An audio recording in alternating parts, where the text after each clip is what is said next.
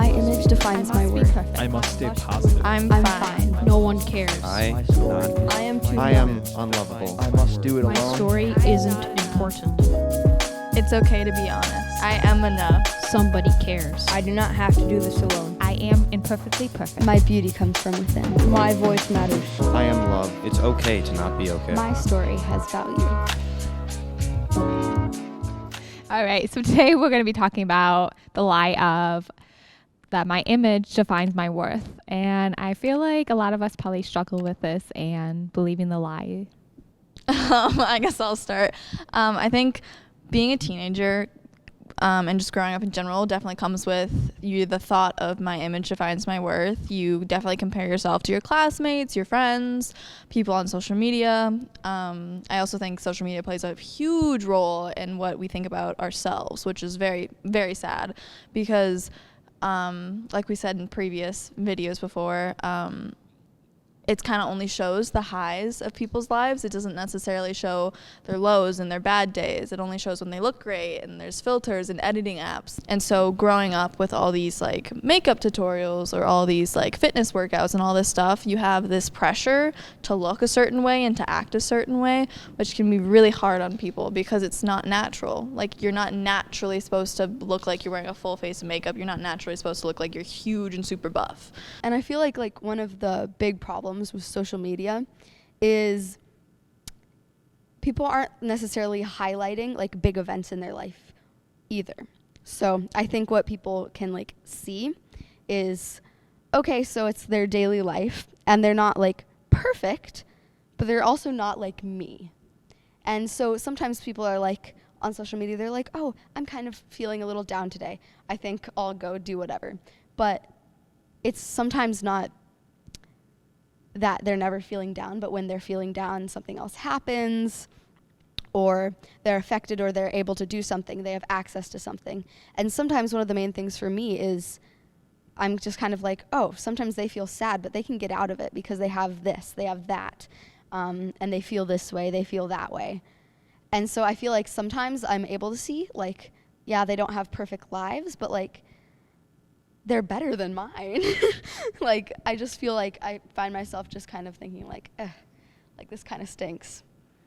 I see that, yes. And I think too, like social media aside, that we're pretty hard on ourselves too. We look at, or like we compare like at school, like, oh, well, someone's wearing that brand and I'm just wearing this brand. Or like we try to compare ourselves with another person that maybe we're friends with, or a classmate or neighbor or something, of like, well, they have this and I don't have this. So like they must be more loved than me, or they must be more beautiful than I am.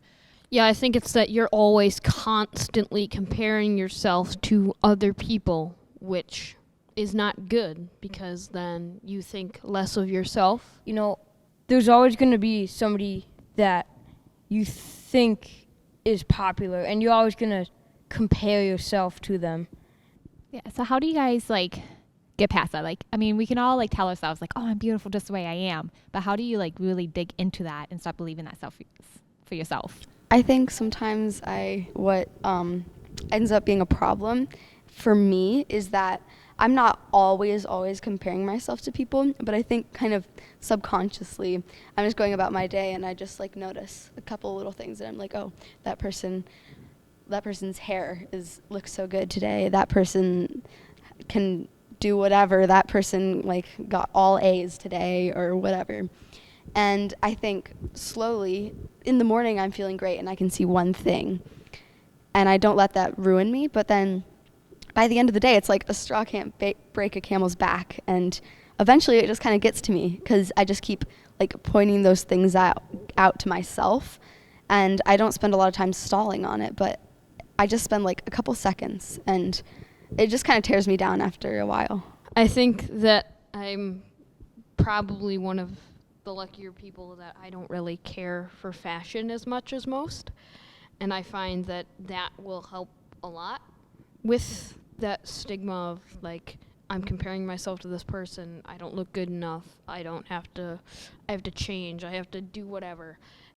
Yeah, so when I'm thinking about what you're saying, that like what do I do to try to help that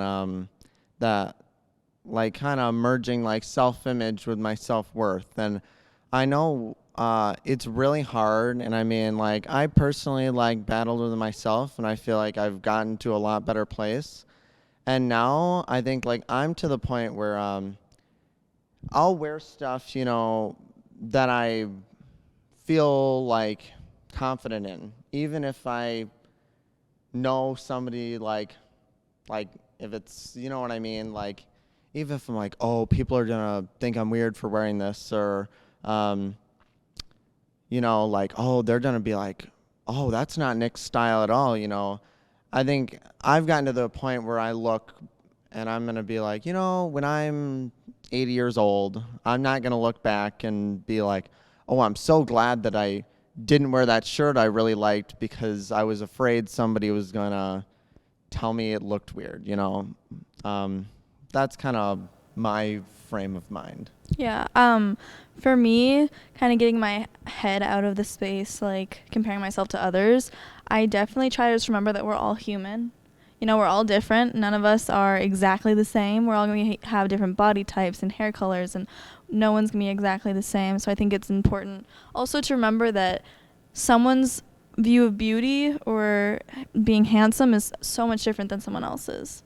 You know, in the eyes of someone else, someone could be so much more jealous of you and you could be super jealous of someone else. Like, everyone has their own insecurities, and I kind of try to remind myself, kind of like what you were saying, Nick, with the shirt, is that, like, in the end, as long as I'm happy in what I'm wearing or how I'm acting or what I'm doing, it shouldn't matter what I think about what other people think. But to add to that just a little bit, like, it's not easy. You know, it's easy to say, like, oh, you know, like, put on whatever clothes you want and, like, be confident. But, like, I really understand, like, it is a struggle. Yeah, no, but it's a great point though of like when you're able to like really dig into who you are and be proud of that, like your personality and comes out more of that. So when you're able to wear the style that you love, even if somebody else doesn't like it, like that defines a lot more of you, and you never know, somebody else might be like, oh wow, Nick's wearing that, like I think I can do it too. Yeah, that, like, confidence boosts to other people, because I think, like, I heard, you know, everybody else, I think they kind of build off of other people. So if I see somebody else being, like, confident and wearing something they like, you know, I'll be like, oh, you know, like, I'll do that. And then other people see, like, you being confident and, like, read from that, so. And I think sometimes people will look at people's personality and, you know, how they act a lot more than how they look. And I think a lot of times we kind of get in the loophole of we spend so much time like looking at other people on social media, Instagram, TikTok, whatever, and we just spend time looking at other people and not really seeing their personality that much. But I think what we don't really realize is once we like are in the real world, at school, at work, that like people aren't going to be looking at you just at your clothes, just at your smile, just at those like 5 things that you look at when you're looking at social media. They're going to be looking at your personality. They're going to be looking at like some of the amazing things about you. Thank you for the continued commitment to these conversations, for the conversations that we were able to watch today, for breaking down this lie that our image defines our worth.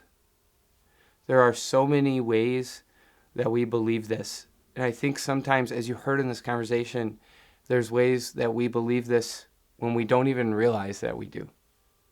I think one of the ways that we can continue to help realize it is by being there to support one another, to talk about it more, and to help encourage each other in not just those big moments of life that maybe encourage this lie, but in all moments in life. Thank you for being a part of this. There's more resources about self-image, self-esteem, and stuff below, as well as the continued resources for knowing that seeking professional help for yourself or those that you care for are available at all times. And please know that your image does not define your worth, that you are worthy for who you are, not for how that can be edited or anything else. Thank you for these continued conversations. Tomorrow we get to go on to day 9 of 10 for 10 and continue to break down these lies that we believe around ourselves. Have a great day, and we'll see you tomorrow.